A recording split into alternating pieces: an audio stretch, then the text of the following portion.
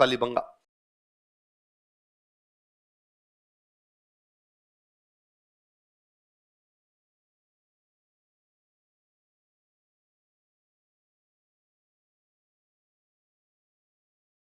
कालीबंगा हनुमानगढ़ जिले में, लिख लो ब्रैकेट में हनुमानगढ़।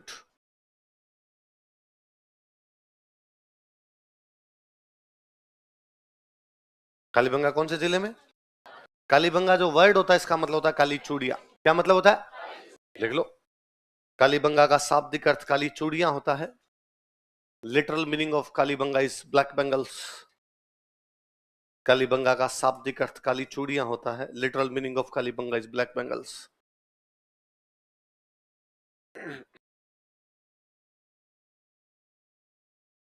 कालीबंगा का शाब्दिक अर्थ क्या होता है? काली चूड़ियां। तो इसका मतलब चूड़ियों को बोलते हैं बंगा। काली बंगा, काली तो काली हो गया, चूड़ियों को क्या बोलते हैं?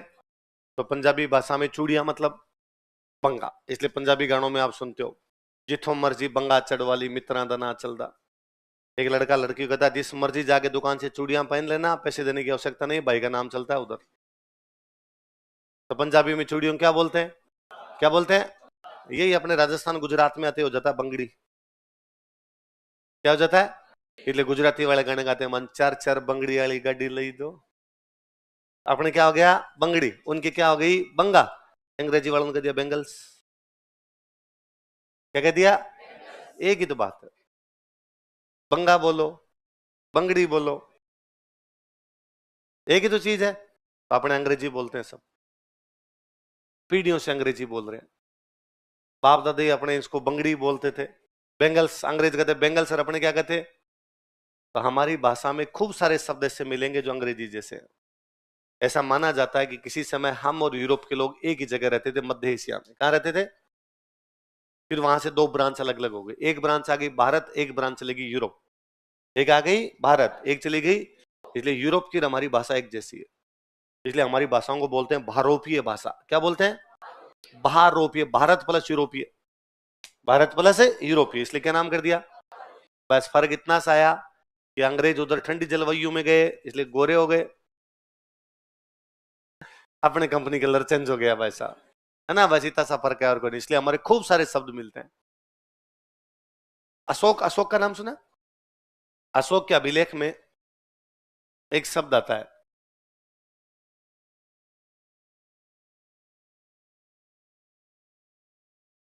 क्या शब्द आता है?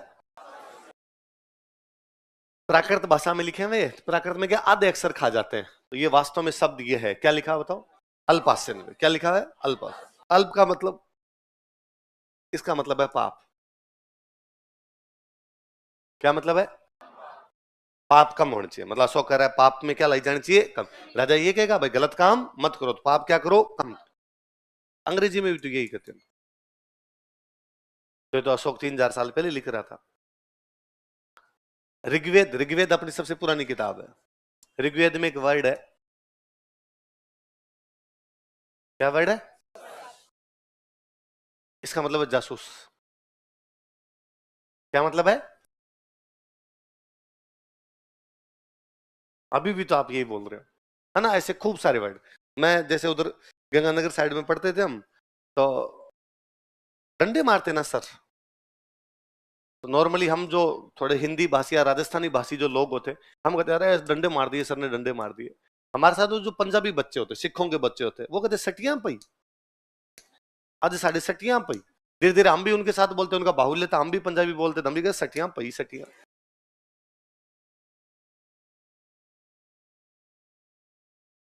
लकड़ी को बोलते। अब ये समस्या है, मैंने एक दिन आपको पहले ही बताया था।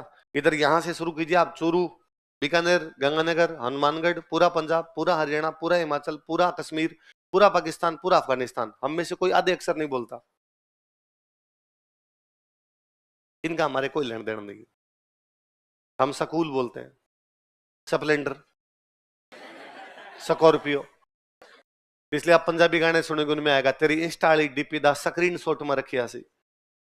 तूने जो इंस्टा पे डीपी लगा रखी है, मैंने उसका क्या ले लिया? स्क्रीन शॉट नहीं, स्क्रीन शॉट ले लिया। कपिल शर्मा, कपिल शर्मा के आप कितने भी शो देख लो, वो कभी आधा सह बोलते ही नहीं। सह क्या, कोई नहीं बोला जाता उनमें से। हमारा इस साइड का कोई बंदा होगा, वो बातें बोलेगा। विकल्प, संकल्प, पर्यापत, आत्महत्या। मेरे पापा टीचर है तो वो तो ज्यादा स्कूल, मैं भी टीचर हूं, मैं आता हूं स्प्रिंग बोर्ड, है ना। पापा के पास में स्कॉर्पियो, मेरे पास में स्प्लेंडर। आधे अक्षर वर्ड गायब भी हो जाते हैं एकदम। इसलिए यदि आपने कभी एक मूवी देखी हो कश्मीर फाइल्स, वो देखिए कश्मीर फाइल्स, उसमें जो गुंडा होता है बिट्टा, वो बिट्टा का एक डायलॉग होता है, हम सटेट के टूलस नहीं है। सटेट नहीं, टूलस नहीं, हम स्टेट के टूल्स नहीं है, पर वो नहीं बोलता होगा हम सटेट के टूलस थोड़ी है। तो आधे अक्षर वाला हमारे गायब हो जाता है। तो स्टिक रहा होगा, वर्ड तो रहा होगा स्टिक, हमारे वालों ने क्या होगा सटीक सटीक सटीक, फिर क्या हटा गए तो सटी, तो सटियां सटियां। तो फिर मेरे यूं दिमाग में धीरे धीरे चीजें आने लगी कि उधर ना कपास होती है बहुत ज्यादा, गंगानगर साइड में कपास होती है।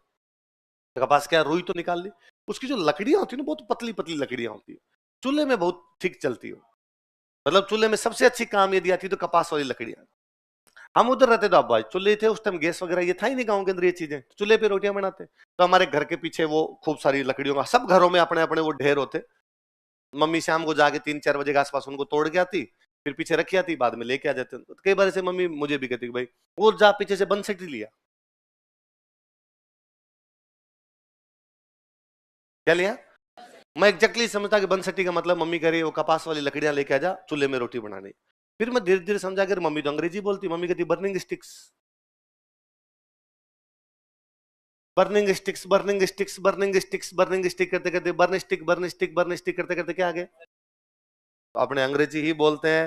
इसलिए अंग्रेजी से घबराने की आवश्यकता, अंग्रेजी अपनी भाषा है।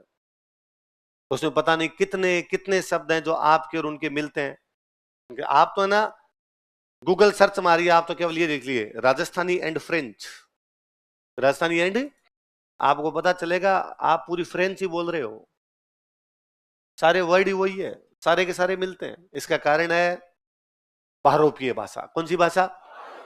कौन सी भाई बात समझ में? तो हमारे खूब सारे शब्द मिलते हैं। इसने नमस्ते लंदन मूवी देखी है, अक्षय कुमार की मूवी है नमस्ते लंदन, उसमें उसी का तो गीता तेरा ऊंचा लंबा कद, नमस्ते लंदन का बहुत फेमस ही मूवी यार। तो उसमें अक्षय कुमार एक अंग्रेज को बुला के इधर आ, उसको अक्षय कुमार डायलॉग सुनाता है, वो बता अरे हमारे तो, तुम्हारे सारे शब्द हमारे शब्दों से मिलकर बने हैं। हमारा पितृ तुम्हारा फादर हो गया, हमारा मातृ तुम्हारा मदर हो गया, हमारा भ्रातृ तुम्हारा ब्रदर हो गया, हमारा त्रिकोणमिति तुम्हारा ट्रिग्नोमेट्री हो गया। तो हमारा तुम्हारा नहीं हुआ, अपने एक ही फैक्ट्री के प्रोडक्ट है। इधर उधर जाने से थोड़ा थोड़ा भाषा में चेंज आ गया, बाकी चीजें वो की। तो आप काली बंगा कहिए भले उसको ब्लैक बेंगल्स बोलिए, आई बात समझे? तो बेंगल्स, बंगा, बंगड़ी, इन सब चीजों का अर्थ क्या है? चूड़ियां। क्या अर्थ है? तो काली बंगा का शाब्दिक अर्थ क्या है? पहले अंग्रेजी से घबराने की आवश्यकता। आज से डेली शाम को 1 घंटा क्या पढ़ोगे? जोर से बोलो। बोला भी नहीं जा रहा उसमें। नहीं सर, गुलामी की भाषा हम स्वीकार नहीं करेंगे सर, अंग्रेजी के आस पास भी नहीं फटकेंगे सर। हैबिट डालिए थोड़ी थोड़ी, है ना। डेली शाम को आधे घंटे 45 मिनट अंग्रेजी का अखबार पढ़ा कीजिए। आपको सर उसमें समझ नहीं आए, मैं कहता हूं और कुछ ही नहीं, उसकी हेडलाइन पढ़ लिया कीजिए। हेडलाइन है, अब आपको सर हेडलाइन में हमें तो वर्ड समझ में नहीं आते, बस वही पकड़ना है। आप डेली उसके हेडलाइन हेडलाइन पढ़िए, अंदर की न्यूज की गोली मारिए, हेडलाइन के डेली 10 वर्ड निकाल लीजिए। डेली के 10 वर्ड याद किए तो महीने के 300।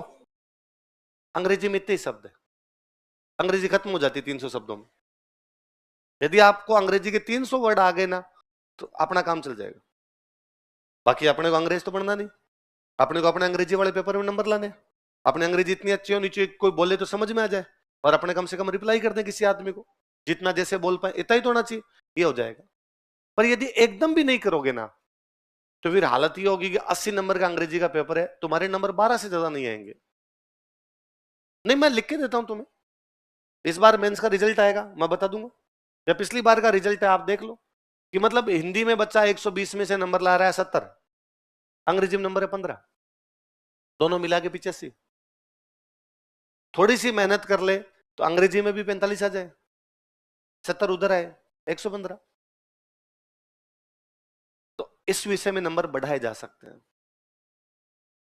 हिस्ट्री है, मैं कहता हूं 75 नंबर का होता है ना।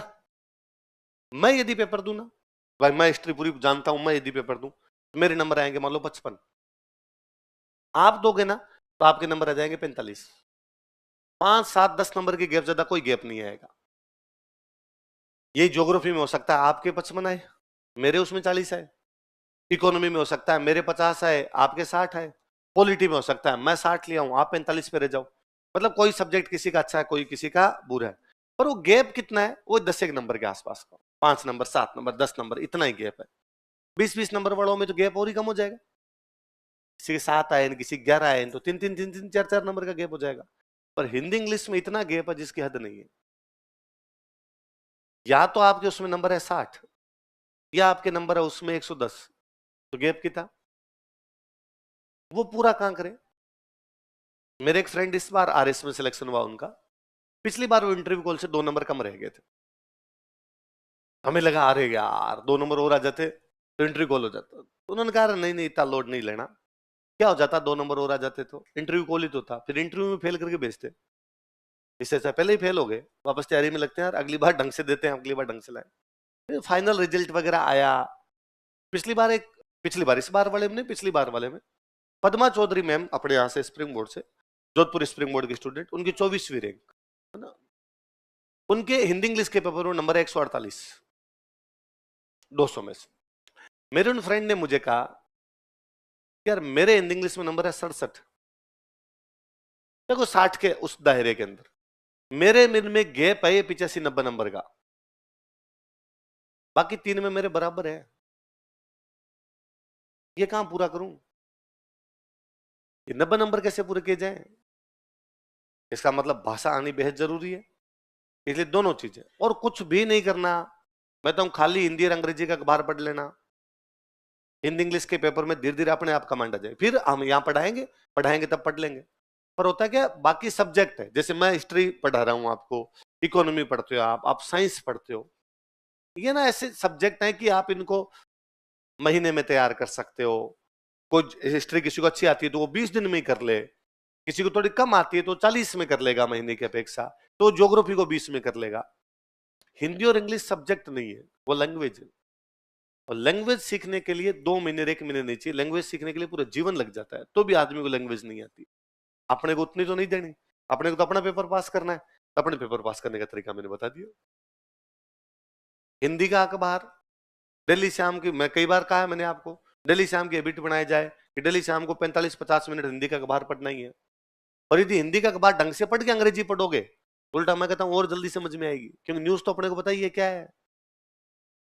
वो ये कई बार कहता वर्ड समझ नहीं आता पर भाव आता कि हाँ कहा तो यही है, इसके आसपास ही कहीं बात रखी है कोई, है ना।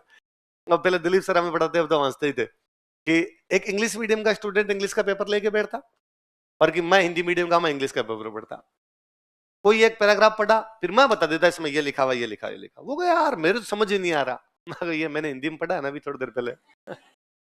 तो बात तो उसके आसपास ही है, अपने क्या वर्ड्स पकड़ने, इसको क्या कहते हैं, इसको क्या कहते हैं, इसको क्या कहते हैं, वो पल्ले पड़ जाएंगे, वो पल्ले पड़ जाएंगे तुझे।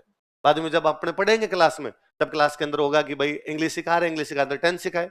अब होता है क्या, अपने टेंस सीख लेते हैं, अपने को एक्टिव पैसिव आने लग जाते हैं, अपने को डायरेक्ट इनडायरेक्ट आने लग जाते हैं, ले दे के 3 चीजें चाहिए, तो ही टेंस और एक्टिव पैसिव आने लग जाते हैं, तो सेंटेंस फ्रेमिंग होने लग जाती है।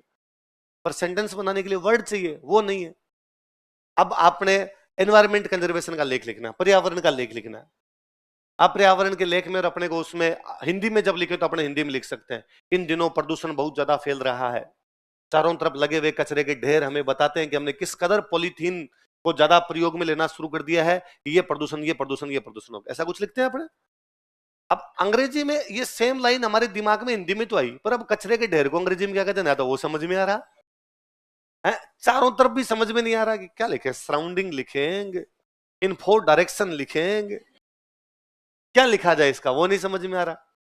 और समझ में आ गया तो ये नहीं आ रहा कि इस पॉलीथीन को अंग्रेजी में लिखें कैसे, स्पेलिंग नहीं आ रही, वो कचरे के ढेर की भी अंग्रेजी आ गई तो उसकी अपने को नहीं आ रही कि यार उसकी स्पेलिंग कैसे करें। महीने भर कर लीजिए मेहनत, 1 महीने टफ लगेगा आपको, आप जब अंग्रेजी का अखबार लेके बैठोगे ना, वो 7 मिनट बाद लगेगा इससे अच्छा फांसी कर लूं। ये यार क्यों पढ़े और फेंको क्या, नहीं, थोड़े दिन पेशेंस रख लीजिए कि नहीं 15-20 दिन तो मैं लेके बैठा रहूंगा, जबरदस्ती लेके बैठा रहूंगा इसको। देखिए क्या है, गूगल पे सर्च कीजिए इस मीनिंग को क्या कहते हैं, लिखिए अपनी कॉपी में, दूसरे दिन वापस पढ़िए उनको। 1 महीने 10-10 वर्ड याद कर लीजिए। अगले महीने आप कहोगे कि हिंदी वाला नहीं पढ़ूंगा, मैं इंग्लिश वाला ही पढ़ूंगा, वो मुझे ज्यादा अच्छा लगता है, उसमें आपको जल्दी समझ में आएगी चीजें, वो ज्यादा अच्छी चीजें बताएगा आपके, इसलिए मेहनत कीजिए। लैंग्वेज वाले पेपर में स्टूडेंट कहता है सर आप पढ़ाओगे नहीं, पढ़ाएंगे, हम खूब पढ़ाएंगे, जितना नहीं पढ़ाना चाहिए उससे ज्यादा पढ़ाएंगे, या जिसे पढ़ाना चाहिए उससे भी ज्यादा पढ़ाएंगे। ये आप मान लीजिए कि भाई हिंदी इंग्लिश 2 महीने में होनी चाहिए तो अपने 3 में करेंगे उनको। आप कह दो कि कमजोर रह गई तो 4 में कर लेंगे, पर फिर भी नहीं आती, क्योंकि क्लास का एक दायरा है, क्लास की एक लिमिटेशन है, उसमें कुछ सर्टेन वर्ड्स बताए जा सकते हैं, सर्टेन सेंटेंस सिखाए जा सकते हैं, उसको और आगे बढ़ाने के लिए यही है। अपने को हिंदी किसी ने क्लास में बिठा के थोड़ी सिखाई थी, कैसे सीखे, किताबों को पढ़ के, कैसे सीखे, अखबार को पढ़ के, कैसे सीखे, सुन के। अब सुनने वाला तो अपने है नहीं, किससे सुने भाई, या तो कोई 2-4 अंग्रेजी वाले पकड़े जाए कि तुम बात करो और अंग्रेजी में करो, मैं सुनूंगा खाली, बोलो अंग्रेजी में शुरू हो जाओ। ये तो अपने कर नहीं सकते, अपने पास क्या बचा दूसरा माध्यम, पढ़ाई, पढ़ लें अपने। तो पढ़ने का तरीका क्या हो सकता है, कैसे पढ़े, बुक ला के पढ़े तो फिर वो अलग चली जाएगी अपने से, इससे अच्छा बाहर पढ़ ले, न्यूज की न्यूज, डेली का डेली, वर्ड्स के वर्ड्स, नए नए वर्ड्स आ रहे हैं डेली, तैयार हो जाएगी चीजें, करोगे। और वे लोग जो आप एग्जाम नहीं देंगे इस बार, मान लो जो फर्स्ट ईयर में है, सेकंड ईयर में है, कोई आपसे एज कम है किसी के, आप तो यूं मन में सोचो मैं जब कोचिंग पास करूंगा तब तक मैं इंग्लिश बोलने लग जाऊंगा, और जरूरी है, आने वाला समय इसका है, आप नहीं करेंगे पिछड़ जाएंगे, है ना। मनुष्य समय के साथ में चेंज हो जाए ना, उतना ही आवश्यक है, वो समय है उसका। आपको इंग्लिश आएगी, आपके लिए ज्यादा अपॉर्चुनिटीज होगी, आपको इंग्लिश नहीं आएगी, आपकी अपॉर्चुनिटीज क्या हो जाएगी, थोड़ी कम। सीखी जाए, क्यों ना सीखी जाए, और भाषा से किसी से कोई वेर भाव, और ग्लोबल लैंग्वेज है, पूरी दुनिया सीख रही है, अपने तो है नहीं कि अपने सीख रहे हैं। मैं तो कहता हूं आप वाली पीढ़ी भी ज्यादातर इंग्लिश मीडियम हो ही गई। पहले क्लास में जब पढ़ाने जाते हैं तो इंग्लिश मीडियम के बच्चे होते क्लास में ले दे के 10-15, आजकल मैं देखता हूं कि आपको 30% इंग्लिश वाले बैठे हो। मैं यकीन के साथ कहता हूं 2-1 साल बाद में हिंदी मीडियम के बैच नहीं होंगे, सारे बच्चे इंग्लिश मीडियम आएंगे। आज ना मतलब गांव का आदमी भी ये चाहता है कि उसका बच्चा किस में पढ़े, भले ही वो गांव वाले इंग्लिश मीडियम हिंदी मीडियम से ही भयंकर है है ना, वो अलग लेवल पे खेल रहे हैं। वो मैं हंसता ही हूँ कि बीच में अपने ना जब लड़कियों को पढ़ाना शुरू किया था तो 10th पास की भी लड़कियां, 12th पास की भी लड़की, इतना ही पढ़ाते, 10th पास करो अब ब्याह कर देते हैं, बस 10th पढ़ा दी, 12th पढ़ा दी, ब्याह कर देते हैं, या बीए पढ़ा दी। उन लड़कियों को थोड़ी थोड़ी अंग्रेजी आती थी, फिर वो अपने बच्चों पे एक्सपेरिमेंट करती, इनको भी थोड़ी थोड़ी सिखा दूं। फिर उन बच्चों को कहती होमवर्क फिनिश कर लिया, ये मिल्क फिनिश क्यों नहीं करते तुम, तुम्हारे गेम कब तक फिनिश हो जाएंगे। अब वो फिनिश से आगे नहीं बढ़ पा रही थी तो अब वाली तो आपको ज्यादा आती तो आप ज्यादा कर पा रहे हो, तो गांव वाली इंग्लिश मीडियम भी वैसी हो गई है, पर फिर भी आदमी चाहता तो है ना। तो धीरे धीरे वहां भी सुधार होगा, सुधार होगा तो लोगों की इंग्लिश और अच्छी होगी, तो आप पीछे क्यों रहो, तो सीखोगे पक्का। दिल्ली की गोली मारो, राजस्थान जी के यहाँ से पढ़नी बंद, क्लास में पढ़ी जाए तो पढ़ लिया करो, नहीं पढ़नी नहीं पढ़नी, घर पे जाकर राजस्थान जी के रजिस्टर के हाथ ही नहीं लगाना, मैं आपको गारंटी देता हूं इसके क्वेश्चन गलत नहीं होंगे, सही हो जाएंगे। कभी सुनी हुई चीजें याद रह जाती है, 20 सवाल आएंगे ना, और 20 में से मान लो 17-18 अपने नोट्स में से आए, तो आप 15-16 कर जाओगे, थोड़ा बहुत रीडिंग ही मार के जाओगे तो कर जाओगे, इतना कोई माथापच्ची करने की आवश्यकता नहीं, इतनी माथापच्ची अंग्रेजी में कर लो। इधर यदि 4 नंबर कम भी आ जाएंगे कोई बात नहीं, इसकी तुलना में उधर 24 नंबर ज्यादा आएंगे, 24 ज्यादा या 4 ज्यादा, तो क्या होता है आपको लगता है 4 ज्यादा होते हैं सर, 4 कितने ज्यादा होते हैं पहले बढ़ गई बात मेरी। चलो लिखो, यह है घग्गर नदी के किनारे स्थित है, it is located near river Ghaggar.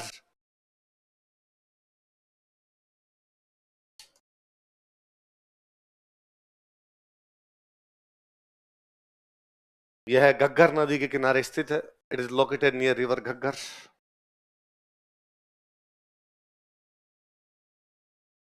कौन सी नदी किनारे स्थित है, एक अंग्रेज आया था, उसका नाम था Aurel Stine.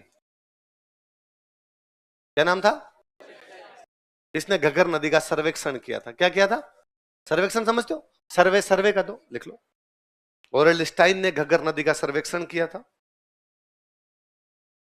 Aurel Stein conducted survey of river Ghaggar.